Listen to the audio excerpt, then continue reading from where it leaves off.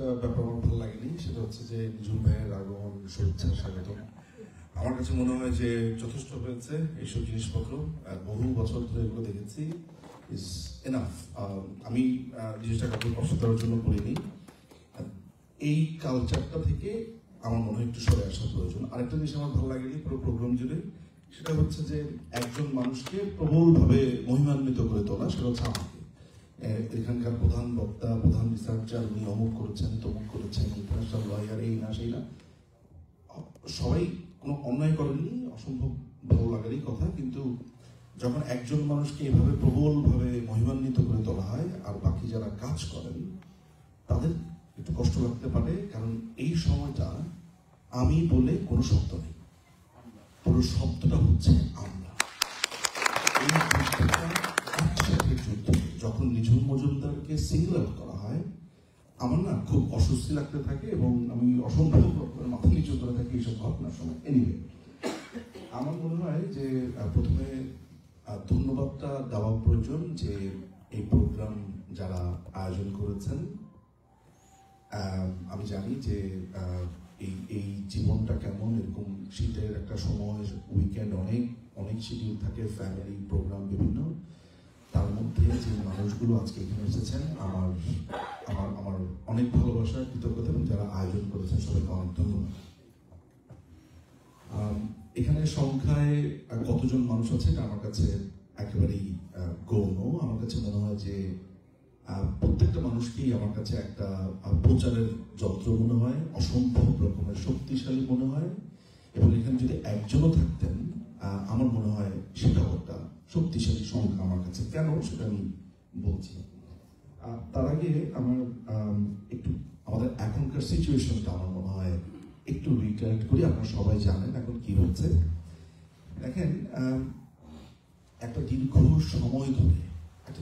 সময় ধরে আমাদেরকে যেটা বলা হতো সেটা হচ্ছে যে আমরা মুক্তিযুদ্ধ, স্বাধীনতা, মুক্তিযুদ্ধের ইতিহাস, এগুলো আমরা বিক্রি করে বেড়াই এবং আমরা চেতনার ব্যবসা করি। আচ্ছা, আমরা চেতনার ব্যবসা করি, আওয়ামী লীগ চেতনার ব্যবসা করে, আওয়ামী লীগ হচ্ছে চেতনা ফেরি করে বেড়ায়, এই কথাটা শোনেন নাই? এরকম কেউ আছেন এখানে? আমার মনে হয় মুক্তিযুদ্ধের পর থেকে আমাদেরকে এটাই শুনতে হয়েছে যে আমরা চেতনার ব্যবসা করি, তাই না? কথায় কথা আমাদেরকে বলতো যে এই যে চেতনাবাদ আসছে, চেতনাবাদ আসছে। দেখেন, এগুলো না ইন্টারেস্টিং কিছু সাইকোলজিক্যাল প্যাটার্ন আছে। আপনাকে যখন বারবার বলা হয় যে আপনি চেতনার ব্যবসা করেন, চেতনার কথা বলেন, আপনিও মাঝে মধ্যে মুক্তিযুদ্ধের কথা বলতে, বঙ্গবন্ধুর কথা বলতে একটু অস্বস্তি হয়তো বা কোথাও না কোথাও বোধ করেন। আপনার মনে হতে থাকে, আচ্ছা আমি কি আসলেই চেতনার ব্যবসা করছি, বা একই কথা আমি বারবার বলছি? আমার মনে হয় 5 অগস্টের পর এটা নিয়ে আর কোনো সন্দেহ থাকার কোনো উপায় নাই যে বাংলাদেশ আওয়ামী লীগ, মুক্তিযুদ্ধ, বঙ্গবন্ধু, এই যে প্রত্যয়, এই যে কনসেপ্ট বা কিংবা অসাম্প্রদায়িক বাংলার যেই ধারণা, সেটা একমাত্র রক্ষাকর্তা। আচ্ছা, একটা সুযোগ, এই যে এই টোকাই, জঙ্গি, এই রাস্তার এই মৌলবাদীগুলো, এদের কাছে তো একটা সুবর্ণ সুযোগ এসেছিল 5ই অগস্টের পর। ঠিক আছে, আমরা খুবই খারাপ, আমাদেরকে খারাপ বলা হচ্ছে, ফাইন, আমি ধরেন যুক্তির খাতে এটাকে একটা সাইডে রাখলাম। মুক্তিযোদ্ধারা কি অপরাধ করেছে, বঙ্গবন্ধু কি অপরাধ করেছে? ঠিক আছে, বঙ্গবন্ধু অপরাধ করেছে, আওয়ামী লীগ অপরাধ করেছে, আমি যুক্তির ক্ষেত্রে সেটাও ধরলাম। জাতীয় চার নেতারা কি অপরাধ করেছিল? ধরে রাখলাম জাতীয় চার নেতারা অপরাধ করেছে, আমি যুক্তির ক্ষেত্রে অনেক কিছুই ধরেন মেনে নিচ্ছি। হোয়াট অ্যাবাউট মুক্তিযোদ্ধা? গতকালকে দেখেছি একজন মুক্তিযোদ্ধাকে এমন ভাবে মারা হয়েছে, ওই ছবিটার দিকে তাকানো যায় না। ওই ছবিটা নিয়ে অনেকটা বাকরুদ্ধ হয়ে গেছে। আপনারা যারা এখানে যদি কেউ বরিশাল অঞ্চলে থাকেন, তাহলে আপনারা নিশ্চয়ই জানেন যে পিরোজপুরে এক মুক্তিযোদ্ধা ভদ্রলোককে যুব দলের একটা ছেলে প্রথমে জুতা পেটা করেছিল, আমি জানি না আপনাদের মনে আছে কিনা। কুমিল্লাতে একজন মুক্তিযোদ্ধাকে জুতার মালা দেওয়া হয়েছিল। এটা শুরুর দিকের ঘটনাগুলো যেগুলো আমার কাছে হালে, আপনার আব্দুল লতিফ সিদ্দিকী সহ আরো যারা আছে সেটা তো আপনারা জানেনই। আমি একদম মেমোরি রিফ্রেশের জন্য শুরুর দিকে কথা বলছি। ফলে আমরা যে কনসেপ্টের কথা সবসময় বলেছি যে বাংলাদেশে যুদ্ধ শুধুমাত্র একটা পার্টিকুলার লাইনে হয়েছে এখন পর্যন্ত, আওয়ামী লীগ এন্ড এনজিও। এই প্রত্যয় বা এই কনসেপ্টের বাইরে এখন পর্যন্ত কিছু আছে আমার এটা মনে হয় না। আচ্ছা, আপনি দেখেন আজকে এই যে তাজুলের আদালতের তাজুল, সে আজকে বলছে যে যদি আওয়ামী লীগ ফেরত আসে তাহলে আমাদের কোনো অস্তিত্ব থাকবে না। ফলে তারা বারবার একটা আহ্বান করছে যে সবাই ঐক্যবদ্ধ থাকেন, নিজেদের ভিতরে যুদ্ধ করবেন না। খেয়াল করে দেখেন যে বাংলাদেশ আওয়ামী লীগ যখন একটা মিছিল বের করে, যে মাঝখানে 20-25টা মিছিল বের হয়েছে আমাদের একই দিনে, অনেকগুলো বড় মিছিল হয়েছে, খেয়াল করে দেখেছেন ঠিক তার পরপরই ঐক্যবদ্ধ কমিশন নামে কিছু জোকারদেরকে ডেকে একটা মিটিং করেছে। কারণটা কি? কারণটা হচ্ছে ভয় পেয়েছে ওরা। খেয়াল করে দেখবেন যে, আমি জানি না আপনাদের অভিজ্ঞতা হয়েছে কিনা, কখনো যদি অন্ধকার ঘরে একা থাকেন কিংবা নিজের বাসায় একা থাকেন, নিজের ভেতর যখন ভয় হয় তখন নিজে নিজেই কিন্তু কথা বলতে থাকি আমরা, খালি ভয়টা কাটানোর জন্য খামাখাই চিৎকার করতে থাকি, এই এখানে কে এখানে কে, কিন্তু কারণ আমি ভয় পেয়েছি। আমি যখন আমার নিজের সাথেই কথা বলি আমার ভয়টা কেটে যায়, অন্ধকারটাকে তেমন একটা ভয় লাগে না। এরা এখন যেটা করছে, এক ধরনের আতঙ্কের মধ্যে ওরা জীবন কাটাচ্ছে। এই বুঝি আওয়ামী লীগ এলো, এই বুঝি এমন কিছু হলো, কিংবা এই বুঝি আর্মি ক্ষমতা নিয়ে নিল, এই বুঝি ইন্ডিয়া এলো। আজকে দেখলাম আপনার পুলিশের একজন কমিশনার সাজ্জাদ আলী, সে বলছে যে তার খুব মুক্তিযুদ্ধ করার শখ ছিল, কিন্তু মুক্তিযুদ্ধের সময় তার বয়স অনেক কম ছিল। এখন সে মুক্তিযুদ্ধ করতে চায়, কিন্তু সেটা ইন্ডিয়ার বিরুদ্ধে করতে চায়। কেন ইন্ডিয়ার বিরুদ্ধে করতে চায়, কি কারণে করতে চায় আমরা জানি না, কিন্তু সে মুক্তিযুদ্ধ করতে চায়। এটা একটা দিক যে ভারত বিদ্বেষ বা হোয়াটএভার। কিন্তু যে প্রশ্নটা আমার কাছে মনে হয় করা প্রয়োজন, সেটি হচ্ছে যে এখনকার সিচুয়েশনটা হচ্ছে আমার কাছে একেবারে সোজা সাপটা একটা সিচুয়েশন। এটি মুক্তিযুদ্ধের পক্ষে এবং বিপক্ষে, সিম্পল। আপনি আমি সমালোচনা করলে অনেক ধরনের সমালোচনা করতে পারি, অনেক কথা বলতে পারি, কেন হয়েছে, কি হয়েছে না হয়েছে। আমার মনে আছে গত বছর যখন আমি এই হোটেলটাতেই এসেছিলাম, আমাদের শ্রদ্ধেয় শামীম ভাইয়ের সাথে আমার দীর্ঘ কথা হয়েছে। শামীম ভাইয়ের সাথে সেই দিনের আলোচনাটা আমার জন্য ছিল শখী। আমি ওদিন আমার অনেকক্ষণ মন খারাপ ছিল এবং আমি অনেকবার ভেবেছি, আমার সাথে আমার চাচা ছিলেন, তাদের সাথে আমি শেয়ার করেছি। শামীম ভাই তার ওই দুঃখের কথা, কিছু কথা আমার সাথে শেয়ার করেছিলেন। আমি সেটা একটু একটু বলি। সেটা হচ্ছে যে খেলাফত মজলিসের সাথে যখন আমাদের দল, খেলাফত মজলিসই তো মনে হয়, যখন খেলাফত মজলিসের সাথে বাংলাদেশ আওয়ামী লীগ একটা চুক্তির মতো করেছিল, আমি আমরা কিন্তু এই ধরনের একটা ইনিশিয়েটিভ নেওয়া হয়েছিল। এটা শামীম ভাইকে অসম্ভব রকমের কষ্ট দিয়েছে, ভীষণ কষ্ট দিয়েছে। আমি তখন ভাবলাম যে কেন কষ্ট দিল। এর কারণ হলো বাংলাদেশ আওয়ামী লীগ একটা আদর্শের রাজনীতি করে। আদর্শের জায়গাটা হচ্ছে সে কোনো ধর্মকে বলবে না বা একটা ধর্মকে হেজিমনি ক্রিয়েট করতে দেবে না, আধিপত্যবাদ তৈরি করতে দেবে না। তার নিয়মটাই হচ্ছে প্রত্যেকটা ধর্ম সমান, কোন ধর্ম হেজিমনি ক্রিয়েট করে অন্য ধর্মের সাথে গোলযোগ তৈরি করবে না।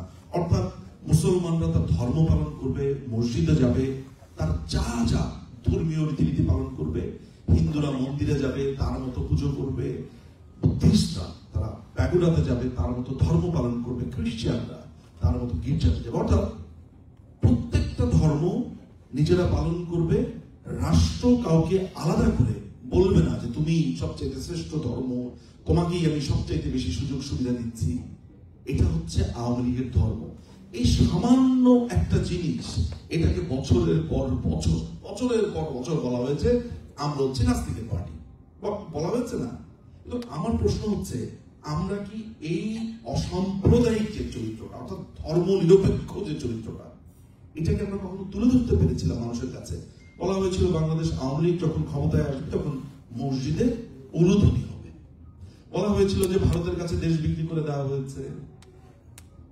এত বছরের প্রোপাগান্ডা, 5ই অগস্টের পরে আজকে 15টা মাস চলে গেছে, একটা সিম্পল পয়েন্ট কেউ বের করতে পেরেছে যে ভারতের সাথে এই পার্টিকুলার চুক্তি হয়েছে যেটা দেশ বিরোধী? অনেক চেষ্টার পর যে শিশু উপদেষ্টা আসিফ মোহাম্মদ সচিব ভুইয়া মনে হয় নাম, সে একটা লিস্ট দিয়েছে সেদিন ফেসবুকে, দিয়ে বলেছে আলহামদুলিল্লাহ ভারতের সাথে 10টি চুক্তি বাতিল করা হয়েছে। ঠিক তার কয়েক ঘন্টার মধ্যেই এই অবৈধ সরকারের আরেকটা উপদেষ্টা যেটা আছে সে বলছে যে এই ধরনের কোনো ঘটনাই ঘটে নাই। আমি না ব্যাপারটাকে কিভাবে দেখার চেষ্টা করছি সেটা একটু বলি। সেটা হচ্ছে এই যে 26 লাখ ভারতীয় বাংলাদেশে চাকরি করে, মসজিদে উলুধ্বনি হবে, বাংলাদেশ রাষ্ট্র ইন্ডিয়ার কাছে বিক্রি হয়ে গেছে, এই প্রশ্নগুলো ওদের কাছে ক্রমাগত ভাবে গত 1 বছর ধরে মানুষ কিন্তু করছে। কি ভাই চুক্তি তো দেখাইলেন না, কি ভাই এখনো তো কিচ্ছু বের করে দেখাচ্ছেন না, বের করেন একটু বলেন কোথায় দেখাচ্ছেন। এই প্রেশারটাকে ইজ করবার জন্য সে ভেবেছিল এইটা একটু বলি। মানুষ আলহামদুলিল্লাহ আলহামদুলিল্লাহ বলা শুরু করেছে, সেখানে চমৎকার হয়েছে, অসাধারণ, ইনকিলাব জিন্দাবাদ এগুলো বলা শুরু করেছিল না। মানুষ যখন হাটে হাড়ি ভেঙে দিয়েছে যে এই ধরনের কোনো চুক্তি হয়নি। আচ্ছা ওখানে লেখা আছে যে গঙ্গার চুক্তি বাদ দেওয়া হয়েছে, যে গঙ্গার চুক্তি যদি বাদ দেওয়া হয় তাহলে বাংলাদেশের কি হবে? মানে পানি তো আসা হচ্ছে ভারত থেকে, বাংলাদেশ থেকে তো ভারতে পানি যাচ্ছে না। মানে আমরা তো নিচু নিচু একটা দেশ, মানে মানে মানে ভৌগোলিক ভাবে আমরা, তাই না? তো আমরা চুক্তি বাতিল করলে আমাদের কি থাকবে? 2 দিন আগে যখন এয়ারপোর্টে আগুন ধরলো, অবতরণ করতে হয়েছে ইন্ডিয়াতে। আমাদেরকে এত বছর ধরে বলা হয়েছে ভারত আমাদের কাছে সব নিয়ে গেছে।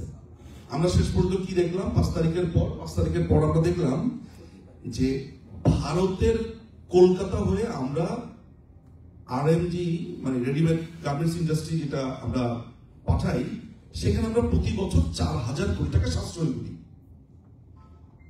আজকে যদি ভারত সৌদি আরব হতো তাহলে তাদের লাভটা অনেক মিষ্টি মনে হতো। এত সুন্দর একটা লাভে দিচ্ছেন, এর কারণ হচ্ছে সে সৌদি আরব, তার মানে হচ্ছে পুরো ব্যাপারটা হিন্দু বিদ্বেষ। আমরা এখন পর্যন্ত বাংলাদেশ আওয়ামী লীগের এই যে এত প্রোপাগান্ডা আমাদের দিকে ধেয়ে এসেছে, আমরা কি ফাইট করতে পেরেছি? কিছুক্ষণ আগে একজন বক্তা বলেছেন, সরি আমি নামটা মনে করতে পারছি না, যে অনলাইনে আমরা সোফার কি করেছি, আমাদের কাজ কি ছিল গত 16 বছর। আমাদের কাছে বরাবরই মনে হয়েছে আমরা জিতে গেছি, আমরা জয়ী হয়েছি, আমাদের আসলে কিছু করার নাই। আমরা 1 এপ্রিলে ইলিশ পান্তা খেয়েছি, আমরা পাঞ্জাবি পরে বের হয়েছি, মেয়েরা লাল বা সাদা শাড়ি পরেছে, আমরা লাল রঙের পাঞ্জাবি পরেছি, আমাদের ধারণা জয় বাংলা প্রতিষ্ঠিত হয়েছে। আমি এই কথাটা সব জায়গাতে বলি, there was an invisible country। সেই অদৃশ্য রাষ্ট্রটা কোথায় ছিল? যেই অদৃশ্য রাষ্ট্রের নাগরিকরা বলতো একবার খালি সুযোগ পাইয়ানি, সেই অদৃশ্য রাষ্ট্রের নাগরিকরা বঙ্গবন্ধুর ভাস্কর্যে কি করেছে সেটি আমি আর বলছি না। তাহলে পুরো ব্যাপারটা হচ্ছে আমরা এতদিন এদেরকে চিনতেই পারিনি। একটা রাষ্ট্র বছরের পর বছর একটা জনগোষ্ঠী বিশ্বাস করত পেঙ্গুইন আকাশে ওড়ে। একটা রাষ্ট্রে একটা জনগোষ্ঠী মনে করত যে সাইদি যা বলে সবই সত্যি। একটা রাষ্ট্রের একটা সিগনিফিকেন্ট অংশ মনে করে সাইদিকে চাঁদের মধ্যে দেখা যায়। আপনারা একটু কল্পনা করেন তো, যে একটা রাষ্ট্রে আইফোন 17 চলে এসেছে, মঙ্গলে মানুষ গেছে, এখন অন্যান্য গ্রহে মানুষ যাবে, সেই দেশের মানুষ বিশ্বাস করে চাঁদের মধ্যে সাইদিকে দেখা যায়। এখন ধরা যাক না, দিস ইজ দ্য ট্রুথ। আমরা এই দেশের শাসন ক্ষমতাতে আবার আসবো। মাঝখানের যেই ট্রানজিশনাল পিরিয়ডটা দেখেছেন, এখানে একটা কথা উঠেছে যে সিদ্দিক ভাই বলছিলেন যে অনেকে বলছে যে 15 মাস তো গেল, আর কবে। আরো সাফারিংসের দরকার আছে। যুদ্ধটা 9 মাসে শেষ হয়ে গেছে। 9 মাসে শেষ হয়ে যাওয়াটা হয়েছে বাঙালির সবচাইতে বড় অভিশাপ। ভিয়েতনামের মতো যুদ্ধ করত বছরের পর বছর, তারপরে টের পেত। আপনি লক্ষ্য করে দেখবেন যে আমাদের একটা সম্মিলিত স্বভাব আছে। আমরা যখন খুবই ভয়ঙ্কর রকমের বিপদে পড়ি, এটা আপনাদের ব্যক্তিগত জীবনে দেখবেন, ধরা যাক কারো খুবই টাকার প্রয়োজন পড়লো, আপনার কাছ থেকে ধার চাইবে, আপনি টাকাটা না দিলে ও মারা যাচ্ছে, টাকাটা আপনি দেওয়ার ঠিক 1 সপ্তাহ পরে টাকাটা যখন ফেরত চাইতে যাবেন, তখন তার অন্যরকম একটা রূপ দেখা যায়। শুধু আমি তো ম্যাটেরিয়াল কথা বললাম, যে কোনো ব্যাপারে হেল্প করবেন, এটা হচ্ছে আমাদের একটা সম্মিলিত চরিত্র। ওই একই ঘটনা আপনি মুক্তিযুদ্ধের উপর দিয়ে চাপিয়ে দেন। ভারত যদি 1 কোটি 10 লক্ষের মতো, আমার কাছে যে টাকাটা সোফার আছে একদম অথেন্টিক একটা ডাটা, অক্টোবর পর্যন্ত 90 লাখ, এরপরে ডিসেম্বর পর্যন্ত 1 কোটি 10 লাখ, এরপর আবার ফেরত এসেছে, চলে গেছে। এভারেজে ধরেন 90 লক্ষ থেকে 1 কোটি 5 লাখ 10 লাখ। আমরা জাস্ট মুক্তিযুদ্ধের পরেই বলা শুরু করলাম, ওরা তো নিজেদের জন্য করছে। কেমন একটা অদ্ভুত জাতি না, যে আপনার প্রচন্ড ক্ষুধা লেগেছে, আপনার তৃষ্ণা পেয়েছে, আপনাকে আমি পানি দিলাম, খাদ্য দিলাম, আপনি ঘরে গিয়ে বললেন আমার চাচা তো ঘরের, বাবা তো ঘরের, মামা তো ঘরের, চাচার খালার মামা তো আপনার একবার হেল্প করছিল, এই জন্য আপনি আমার দিন খাওয়াইছিলেন, তাই না? এটাই তো আমার কাছে তাই মনে হয়। ফলে আমাদের একটা সম্মিলিত চরিত্র আছে, সেটা হচ্ছে ভুলে যাওয়ার চরিত্র। আমি বলি গোল্ডফিশ মেমোরি। আমি জানি না আপনারা জানেন কিনা যে গোল্ডফিশ তার অ্যাকোয়ারিয়ামের একটা প্রান্ত থেকে আরেক প্রান্তে যে তার কিন্তু স্মৃতিপুষ্ট, অর্থাৎ 15 সেকেন্ড তার শুধু মেমোরি থাকে। এটা হচ্ছে গোল্ডফিশের চরিত্র। বাঙালি বলি না, আমি বাংলাদেশি বলি। এই চরিত্রটা আমাদের অনেক মানুষের মধ্যে আছে। ফলে এই যুদ্ধে আমরা জয়ী হব। আমি এই ব্যাপারে শুধু নিশ্চিত না, আমি আপনাদেরকে মোটামুটি একটা টাইম ফ্রেমও বলতে পারি কখন, কিন্তু আমি সেটা আলোচনাতে যাব না।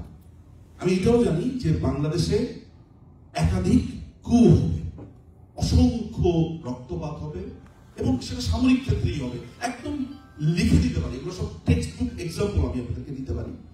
কেন সেটা আমি একটু অল্প করে বলবো, কিন্তু তার আগে আপনাদেরকে আমি একটা প্রশ্ন করি। ধরা যাক আমি কালকে ক্ষমতায় গেলাম, বাংলাদেশ আওয়ামী লীগ ক্ষমতায় গেল, দেন হোয়াট? না, তারপরে কি করবেন? কেন প্রশ্নটা করলাম? 5 তারিখের পর যেই ছেলেটি বঙ্গবন্ধুর ভাস্কর্যের উপর উঠে নোংরা কাজটি করেছে, বা যেই ভয়ঙ্কর ছেলেটি গণভবনে ঢুকে মাননীয় প্রধানমন্ত্রীর কি করেছে, ইউ নো ইট, তাই না? এই যে মানুষগুলো, এদেরকে কি করবেন? মেরে ফেলবেন, হত্যা করবেন, এটা কি সমাধান? এই যে এত নোংরা সব কিছু দেখলাম, তাহলে তার মানে হচ্ছে একটা রাষ্ট্র 54 বছরে ভয়ানক লেভেলের বিভাজিত, ভয়ঙ্কর। একটা মানুষ, একটা অংশ মনে করে যে বঙ্গবন্ধু তার মন চেয়েছে, তাই তিনি ধরা দিয়েছেন মুক্তিযুদ্ধের সময়। অথচ টিক্কা খানের যে পিএস সিদ্দিক সাদিক, সেটা উইটনেস টু সারেন্ডার বইয়ে, আপনারা যদি কেউ বইটা সংগ্রহ করেন, এটা খুব অ্যাভেলেবল একটা বই, সিদ্দিক সাদিকের উইটনেস টু সারেন্ডার।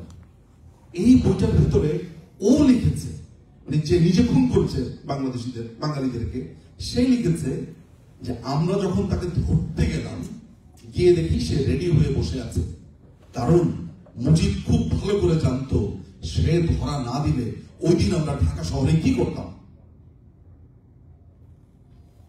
একদম। হ্যাঁ,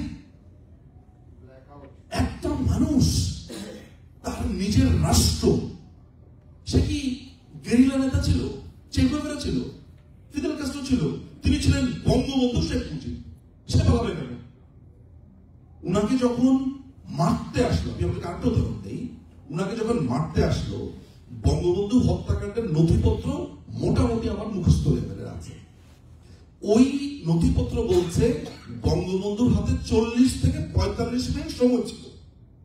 আপনাদের অনেকেরই ধারণা যে বঙ্গবন্ধু আসলে জানতো না, হঠাৎ করে এসে তাকে ওই সময়টা দেখে খুন করেছে।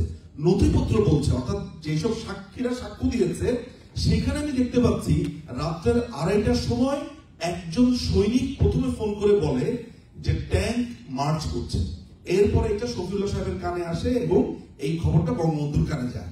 বঙ্গবন্ধুর কানে যখন যায় তখন এটা 4:30 4টা এই সময়টাতে সোফার ডকুমেন্ট যা বলছে। বঙ্গবন্ধুর বাড়িতে তারও প্রায় 40-45 মিনিট পরে ওরা আসে। বঙ্গবন্ধু এই 40 মিনিটে পালাতে পারতেন না? পালাতে পারতেন তো, তাই না? আমি হলে পালাতাম, কিন্তু বঙ্গবন্ধু তো আর আমি না। বঙ্গবন্ধু তো একটা দেশ। আচ্ছা, একটা দেশ কিভাবে পালায় আপনারা বলেন তো? তাহলে এই যে বঙ্গবন্ধুকে নিয়ে একটা দেশের অসংখ্য মানুষ, আমি আর এখন আমার মনে হয় যে এটা বলার কোনো কারণ নাই, অল্প কিছু মানুষ, অসংখ্য মানুষ মনে করে যে তিনি আসলে মুক্তিযুদ্ধের কিছুই না। সেই দেশে আপনি যদি জয়ীও হন কি করবেন? মানে আপনার যদি মনে হয় যে আমি ক্ষমতায় যাই অনেক টাকা পয়সা কামাবো, সেইটা তাহলে ঠিক আছে, বা আমি ক্ষমতায় গেলে অনেক প্রতিশোধ দিব, তাহলেও ঠিক আছে, তাহলে আমার কিছু বলার নেই। কিন্তু আমি তো ভাই বাংলাদেশ আওয়ামী লীগ প্রতিশোধের জন্য ক্ষমতায় যেতে চায় না। এই দেশটাকে একটা স্টেটসম্যান দরকার, এই দেশটাকে এগিয়ে নিয়ে যাওয়ার জন্য, এই দেশটাকে সোনার বাংলা করার জন্য। এই তো বাংলাদেশ আওয়ামী লীগের লক্ষ্য। তাহলে আপনারা আমাকে বলেন যে এই যে একটা হিউজ মানুষ মনে করে মুক্তিযুদ্ধ হচ্ছে ভারত 2 ভাইকে ভাগ করে দিয়েছে, তাদের কি করবেন আপনি? কতজনকে আপনি মারবেন, জেলে পড়বেন? তাহলে আমার মনে হয় এটা ভাবার প্রয়োজন রয়েছে। এইটা ভাবার জন্য কি প্রয়োজন? এইটা ভাবার জন্য বাংলাদেশ আওয়ামী লীগকে গভীরভাবে তার রিসার্চের প্রয়োজন আছে। আচ্ছা, বাংলাদেশ আওয়ামী লীগের তাত্ত্বিক গুরু কারা, তাত্ত্বিক নেতা কারা? একসময় আমরা আব্দুল গফফার চৌধুরীকে দেখেছি, আরো মুরব্বীদেরকে দেখেছি। বাংলাদেশ আমরা যদি আমাদের প্রতিপক্ষ দলেরও হয়, আমার প্রতিপক্ষের কথা বলি, ওদের খারাপ ভালো যাই হোক, ওদের ওই গফুর তো আছে, অর্থাৎ ফরদ মজহর তো আছে, মিস্টার গফুর আছে না? আছে তো। ওদের আরেকটা আছে, ধরেন সলিমুল্লাহ খানকে ওদের দলেরই ধরলাম, আছে তো, তত্ত্ব দিচ্ছে তো, ভুল ভাল যাই হোক বা যা বলছে দিচ্ছে তো। What about Bangladesh Awami League? ৭৭ বছরের পুরনো দল, আমাদের ফিলোসফিক্যাল স্ট্যান্ড, আমাদের, আমার মনে হয়, আমি এই জায়গাটা সমালোচনা না, কারণ বাংলাদেশ আওয়ামী লীগ তো বাংলাদেশের অভিভাবক, এইটা তো ভুলে গেলে চলবে না। ফলে আমার কাছে মনে হয় এগুলো ভাবার কারণ রয়েছে, দরকার রয়েছে, যে আমি না হয় আগামী কিছুদিনের মধ্যে ক্ষমতাতে আসবো, সেটা ন্যাচারালি আমাকে আসতেই হবে, তার মধ্যে এই দেশটা শেষ হয়ে গেছে। এটা হবেই, বাংলাদেশ আওয়ামী লীগ ক্ষমতাতে আসবেই, এবং সেটা 10-15 বছর মানুষ যেগুলো বলে এগুলো ভুলে যায় খুবই দ্রুত। আমার ভয়ের জায়গাটা হচ্ছে আসার পরে কি করব। আমার তো এখন মনে হয় যে আমরা যখন ক্ষমতায় আসবো, আমি যখন ঢাকাতে যাব, আমার তো আর কাউকে বিশ্বাস করতে পারবো না। মনে হবে ওই যে কাকটা উড়ে যাচ্ছে, এও একটা মীর জাফর, ওই যে পাখিটা বসে আছে, এটাও একটা মীর জাফর। আপনাদের কি মনে হচ্ছে যে সাইকোলজিক্যাল অ্যাটাক হয়েছে? একটা দেশে একটা অংশ মুক্তিযুদ্ধকে মানে না, জাতীয় চার নেতাকে অপমান করছে, তাহলে এই দেশে আপনি কি করবেন, কি করতে পারবেন? আমি বলি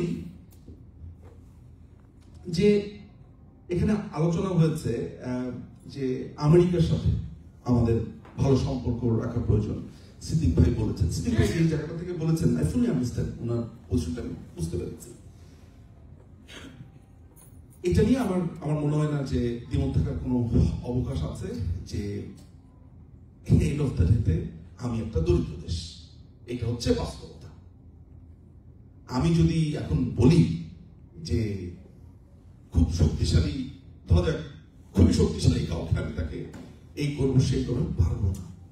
কিন্তু আমার কাছে যেটা মনে হয় যতটুকু আমরা করতে পারি সেটা হচ্ছে এইটা ভাবার প্রয়োজন আছে ঠিক আমার কতটুকু স্টেক আমি কম্প্রোমাইজে যাব আমার টেকনিকটাকে বজায় রেখে। মাননীয় প্রধানমন্ত্রী গত 16 বছর এই ওয়েস্টার্ন ক্যাপিটালিস্ট এবং সাম্রাজ্যবাদীদের জম হয়ে দাঁড়িয়ে গেছেন। আমি আপনাকে একটা উদাহরণ দিই। 5 তারিখে যখন 32 ভাঙা হচ্ছে, ইংল্যান্ড টাইম রাত্রে 12টা বা 1টা ভারতের সময় ফজরের ঠিক পরপর। আমি তো তখন কান্নার জন্য ঠিকভাবে কথাও বলতে পারছি না। আমার ধারণা এখানে যারা আছেন সবারই একই দশা। মানে এই জন্য বলতে আমার কোনো দ্বিধা নাই যে আমার যা অবস্থা আপনাদের সবারই তার অবস্থায় ছিল। আমি আপনাকে প্রথম 2টা রিংই আপনার ফোন ধরেছে, আই কাঁদো কেন, একদম এটা প্রথম কথা। এটা উনি প্রথম কিছুক্ষণ আমার কান্না শুনে বলছে কাঁদো কেন, শক্ত হও, শক্ত হও, কি হয়েছে, ভেঙেছে তো কি হয়েছে, শক্ত হও। আমি বলেছি আপা আপনি একটু দেখেন না এদের সাথে যদি কথাবার্তা বলা যায়, এদের সাথে যদি ঠিকঠাক করে ফেলা যায়। একদম এমনি খুবই রভাবে বলেছি, যে একদম কাঁচা কথা বলেছি আপা আপনি আমেরিকার সাথে যদি কোনো ঝামেলা থাকে এদের সাথে কথাবার্তা বলেন, এত কথাবার্তা বলতে চায় আপনার সাথে। উনি শুনলেন আমার কথা, আরো কিছু কথাবার্তা বলেছে আপা একটু দেখেন আপা এগুলো তো চোখের সামনে, এটা জাস্ট জীবিত অবস্থাতে মৃত্যু। আপনি ভাবেন তো 32 আপনার সামনে ভাঙছে, আপনার হাত আছে, পা আছে, চোখ আছে, আপনি কিছু করতে পারছেন না, কি অসহায়। উনি কি বললেন জানেন? আমার এখন এটা কেন মধ্যে বাজে, শোনো নিজন শোনো, একটা কথা তোমাকে আমি বলি, আমি বঙ্গবন্ধুর কন্যা, বঙ্গবন্ধুর কন্যা দেশ বিক্রি করে না।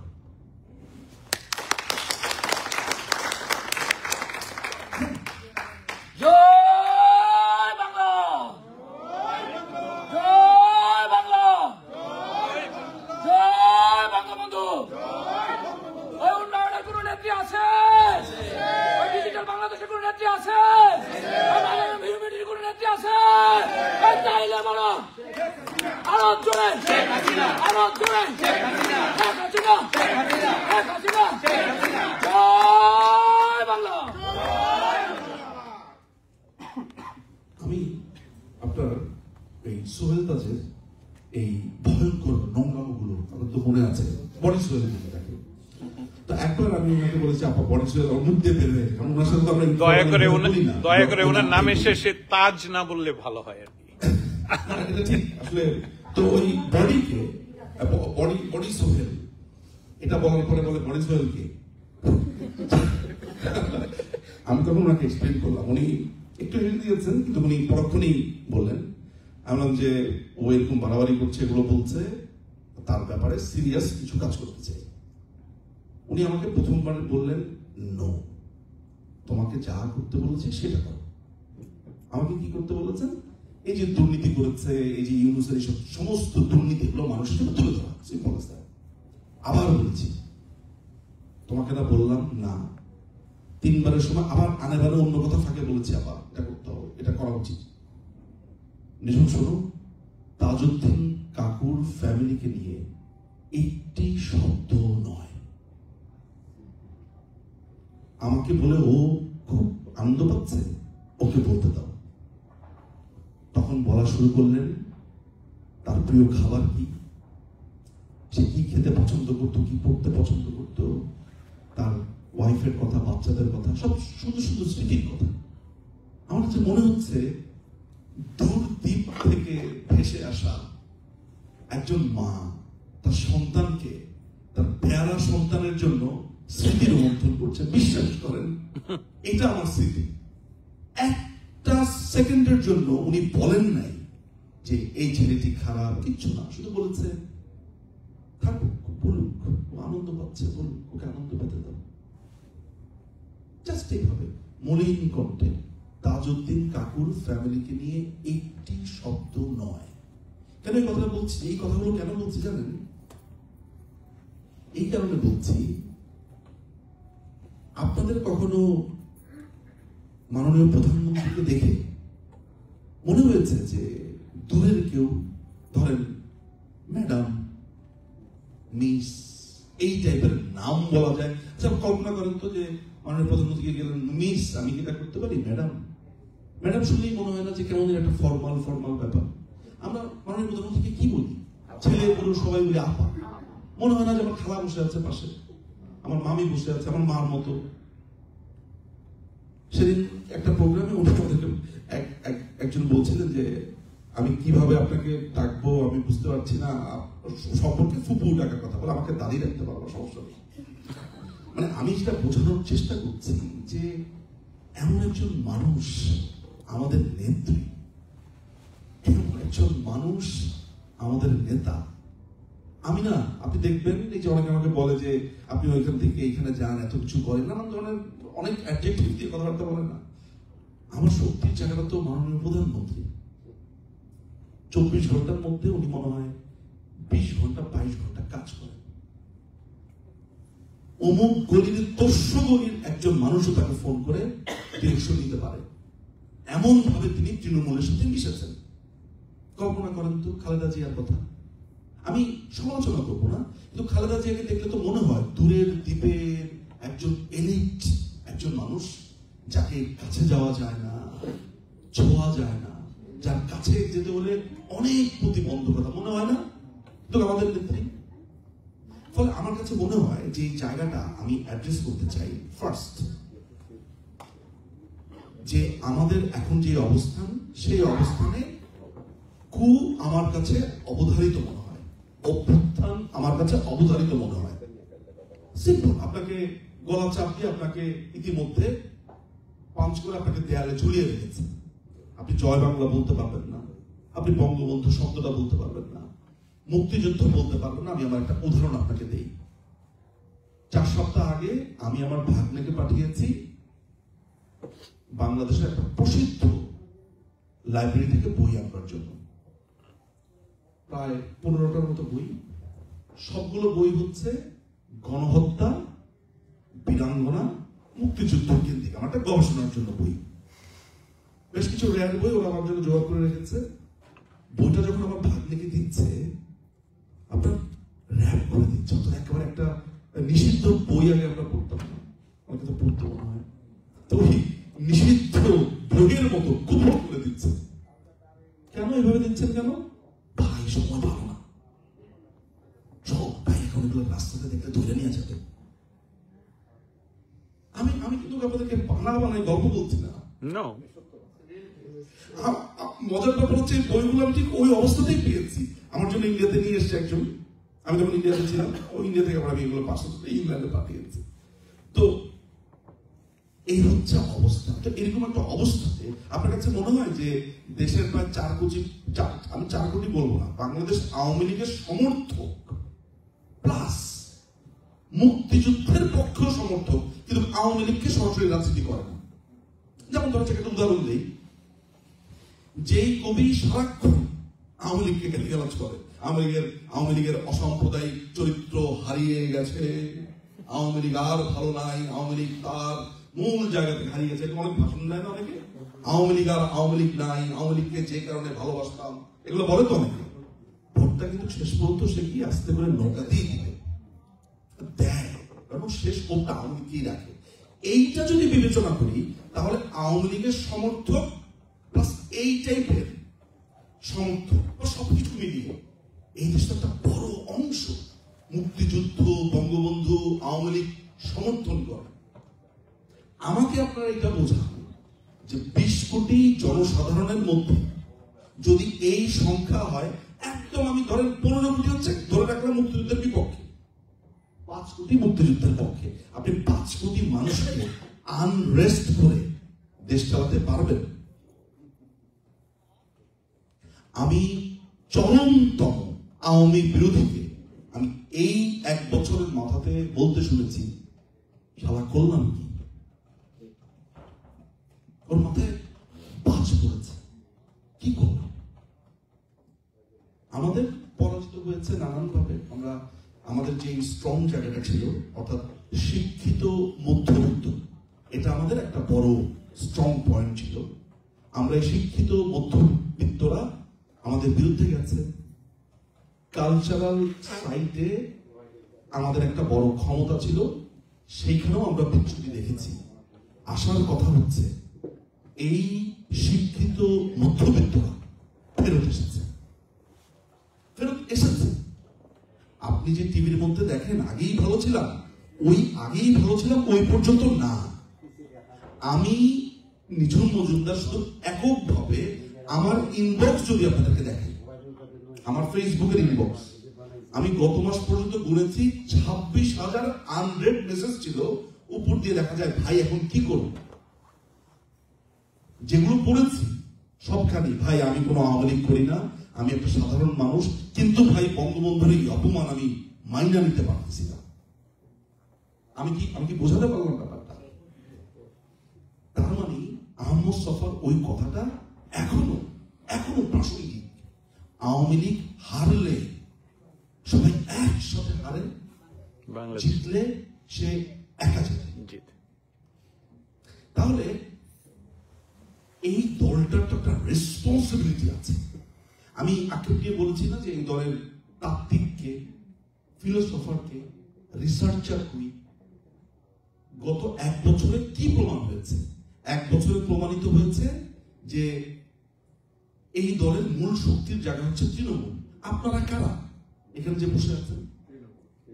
আপনারা বলেন তো, আপনারা কয় টাকা পেয়েছেন আওয়ামী লীগ থেকে? আমি প্রত্যেককে আলাদা করে ইন্টারভিউ নিলে বুঝবো এরা প্রত্যেকে তাদের এলাকাতে অনেকে ঢুকতেই পারতো না, হাইব্রিডের যন্ত্রণাতে। আমি নিশ্চিত, আমি কথা বললেই এখন জানতে পারবো এই মানুষগুলো আবার এসছে, আবার এরকম দুঃখ পেলে আবার আসবে। আমার বাবাকে আমি জিজ্ঞেস করেছিলাম, এই 57 বছর ধরে আপনি এই আওয়ামী লীগের 10 পয়সা চাঁদা দেওয়া এই রিসিপ্ট রাখলেন কিভাবে? এতটুকু একটা রিসিপ্ট, পূর্ব পাকিস্তান আওয়ামী লীগ 10 পয়সা লক্ষ্মীপুর জেলা। আমার বাবা নোয়াখালী আর শুদ্ধ ভাষার মাঝামাঝি একটা এক্সেন্টে কথা বলে, রাখি দিছি আরি